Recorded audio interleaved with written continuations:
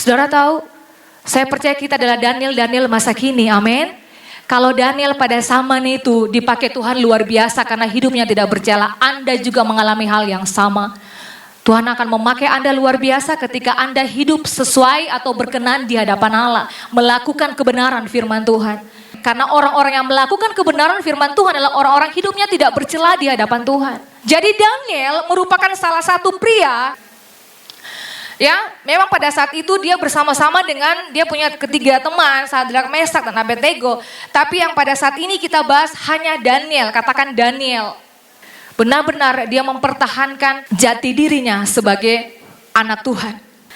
Jadi pada zaman itu ia memiliki integritas. Saudara, dikatakan pada kalimat awal di ayatnya yang keempat tadi, yakni dikatakan gini, yakni orang-orang muda yang tidak ada sesuatu cela. Jadi pengertian yaitu kalau blemish sendiri itu cacat ya. Tapi no blemish berarti dia tidak bercacat, tidak cacat.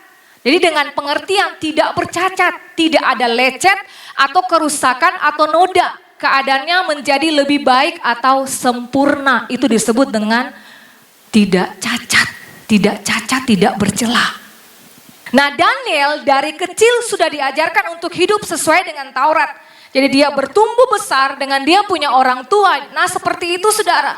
Makanya benar-benar hidupnya tidak bercacat celah. Jadi saudara yang dikasih oleh Tuhan, kita lihat kehidupan Daniel, dia memiliki karakteristik yang kuat atau kebulatan hati untuk tidak berdosa di hadapan Tuhan. Karena dia tahu kebenaran, dia tahu Taurat, dia tahu isi-isi Taurat tersebut, makanya dia menghindar dari yang namanya hidup tidak bercela. Tidak bercacat sedikit pun, tidak bernoda sedikit pun. Makanya saudara, kalau kita lihat perjalanan kehidupan Daniel itu benar-benar sangat menyenangkan. Dari awal perjalanan hidupnya, dari kecil sampai sekarang. Terus Tuhan angkat dia, promosikan dia, angkat terus. Karena hidupnya tidak bercela di hadapan Tuhan. Orang kalau hidupnya menyenangkan hati Tuhan, saya percaya saudara, katong hidup sama seperti Daniel. Di pekerjaan ada promosi-promosi yang baru, Tuhan akan kasih buat kita. Bahkan prestasi-prestasi yang gilang gemilang di kampus Tuhan pasti akan kasih buat kita. Kita akan beda. Kita akan jadi manusia lain dari teman-teman kita, sesamaan kita. Karena hidup kita seperti itu.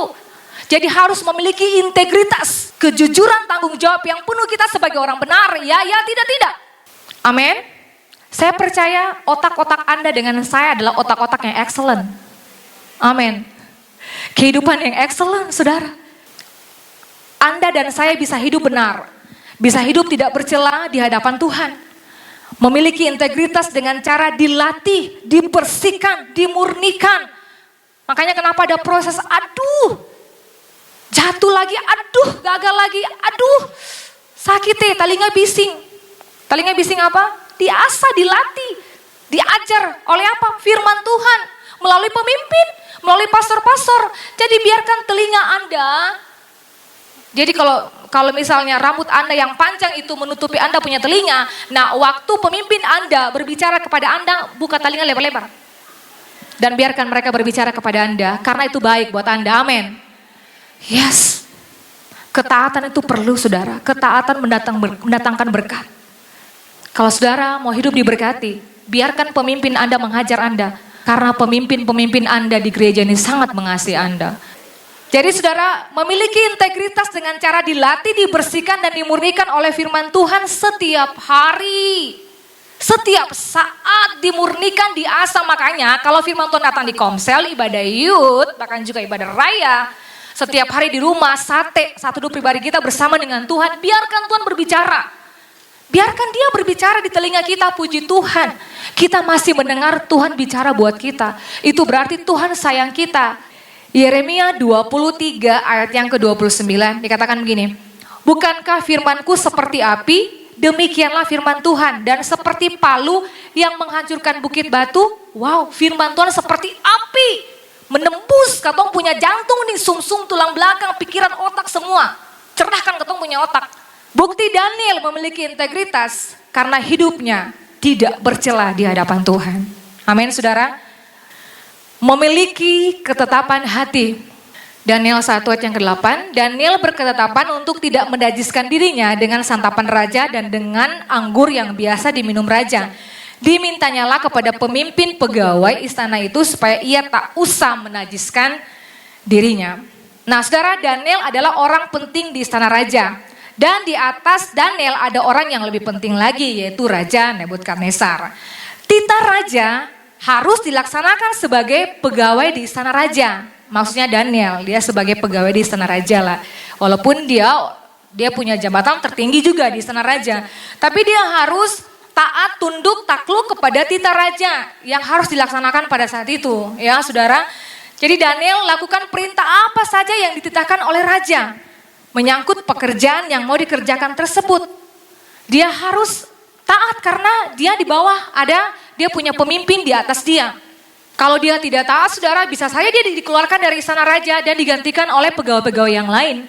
Karena pegawai-pegawai yang lain juga ada yang jenius, smart, excellent, lebih dari Daniel. Jadi saudara dikasih oleh Tuhan, Daniel yang pertama ayat yang ke-8 di sini benar-benar menyatakan sesuatu yang luar biasa. Di mana bahwa Daniel berketetapan tidak menajiskan dirinya dengan santapan raja. Berketetapan hati untuk tidak menajiskan diri. Walaupun pada saat ini saudara masih bergulat dengan dosa. Aduh Tuhan, beta belum bisa lepas dari pornografi. Aduh Tuhan, beta saya bisa lepas dari dosa rokok. Rokok itu dia membunuh tubuh Anda. Ini bait Allah saudara. Aduh, tidak bisa lepas dari minuman, seks bebas, gonta-ganti, pacaran. Berketetapan hati untuk tidak melakukan hal-hal yang seperti itu. Tidak mau melakukan sesuatu yang mencemarkan. Itu berarti ada komitmen penuh di situ untuk tidak sentuh makanan ataupun memakan makanan tersebut. Ini Daniel tadi punya kisah. Dan kalau dibilang siapa yang tidak melakukan perintah dari raja yang jahat itu bisa saja dihukum mati. Tapi Daniel tidak peduli, I don't care. Saya tidak peduli dengan titah raja. Dengan hukuman-hukuman yang dilakukan oleh raja, mati-mati. Hidup-hidup. Amin saudara. Saudara di kantor juga seperti itu. Kalau Anda punya sesuatu yang lebih, Anda smart, Anda excellent, Anda pintar. Walaupun Anda buat benar di tempat pekerjaan, bos Anda tidak mungkin kasih keluar Anda dari tempat pekerjaan. Katakan amin. Bos Anda yang ada di tempat usaha, kalau Anda benar-benar hidupnya sesuai dengan kebenaran firman Tuhan, Anda punya lebih, Anda tidak mungkin dikeluarkan dari tempat usaha Anda. Karena Anda punya sesuatu yang lebih. Amin saudara.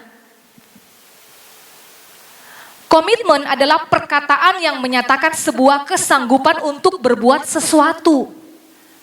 Sekali lagi, dia balance, dia sejalan, dia seiring dengan apa? Perbuatan, dengan perkataan dan juga perbuatan.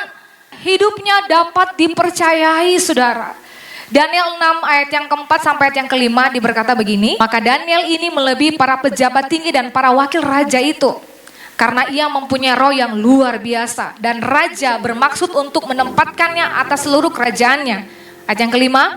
Kemudian para pejabat tinggi dan wakil raja itu mencari alasan dakwaan terhadap Daniel dalam hal pemerintahan. Tetapi mereka tidak mendapat alasan apapun atau sesuatu kesalahan sebab ia setia dan tidak ada didapati sesuatu kelalaian atau sesuatu kesalahan padanya. Nah saudara, Daniel terbukti bahwa ia memiliki integritas karena hidupnya dapat dipercayai. Jujur, bertanggung jawab, berketetapan hati, dapat dipercayai. Itu yang disebut dengan integritas. Daniel punya ini saudara. Raja Darius mempercayai Daniel untuk memegang suatu jabatan tertinggi dalam kerajaannya. Dan jelas bahwa Raja Darius bersahabat dengan Daniel. Berarti Darius mempercayakan hal-hal yang luar biasa di istana raja kepada Daniel. Apa saja? Daniel, karena dia otaknya excellent. Bilang apa saja, dia punya pengetahuan kan? Banyak-banyak pengetahuan, hikmat, pengertian ada pada Daniel. Makanya kalau Darius pemimpinnya suruh apa saja, dia bisa bikin akal karena dia dapat dipercaya, jujur.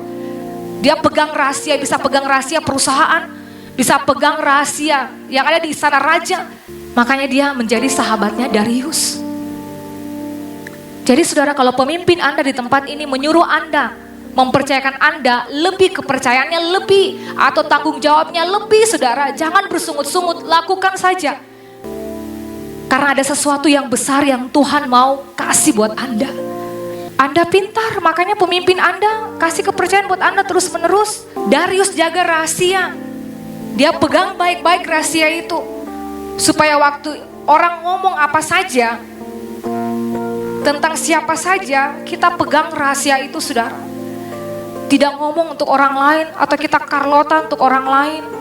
Saya percaya Anda adalah orang kepercayaannya Tuhan. Makanya Anda dipercayakan untuk apa? Melayani pekerjaan Tuhan di gereja ini. Melayani saja, saudara. Karena ada upah yang menanti Anda ketika Anda melayani di rumah Tuhan. Tuhan memilih Anda untuk ada di gereja ini, untuk melayani bersama-sama dengan Dia.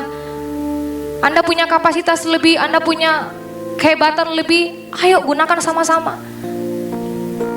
Untuk memperluas pelayanan pekerjaan Tuhan, khususnya di gereja GKRI Hidup Ambon. Makanya kenapa sampai ada pelayanan pribadi, saudara? Itu penting supaya kita mau rindu, pemimpin-pemimpin Anda rindu sekali. Anda melayani di gereja ini. Tidak seperti kita tidak jadi pemain saja, penonton saja, maaf. Tapi kita jadi pemain. Bukan penonton tapi pemain, saudara. Tidak ada yang jadi penonton, tapi semua kita pemain. Kita punya sesuatu. Pastor Ewin kita mau melayani. Kita begini-begini kita jadi jemaat saja. Jangan, saudara. Saudara punya lebih. Ayo kasih buat Tuhan yang paling terbaik. Persembahkan itu buat Tuhan Yesus. Saudara jujur, bertanggung jawab, dan takut akan Tuhan. Sekali lagi, maka sesuatu yang besar akan menanti kita. Saudara, Esra disenangi raja Artasasta, para pembesar dan para penasehat. Karena Esra yang pertama memiliki karakter yang baik, jujur, terpuji, taat akan firman Tuhan dan melakukannya.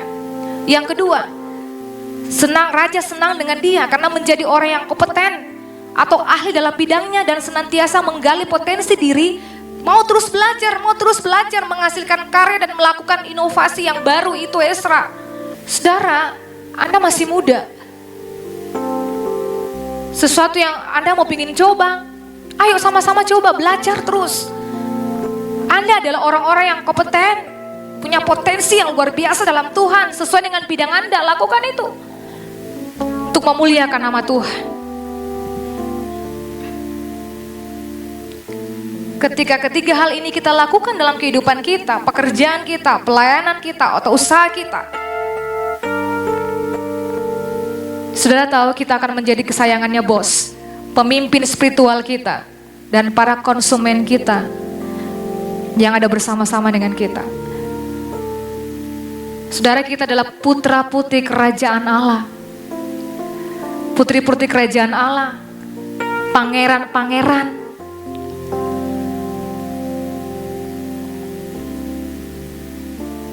Pangerannya kerajaan Allah yang ada di istana raja, yang berhak memiliki kehidupan yang diberkati, sukses dan berhasil. Oleh sebab itu, saudara, milikilah nilai-nilai kerajaan Allah yang hidup tidak bercela di hadapan Tuhan, punya ketetapan hati, dan dapat dipercayai. Amin, saudara.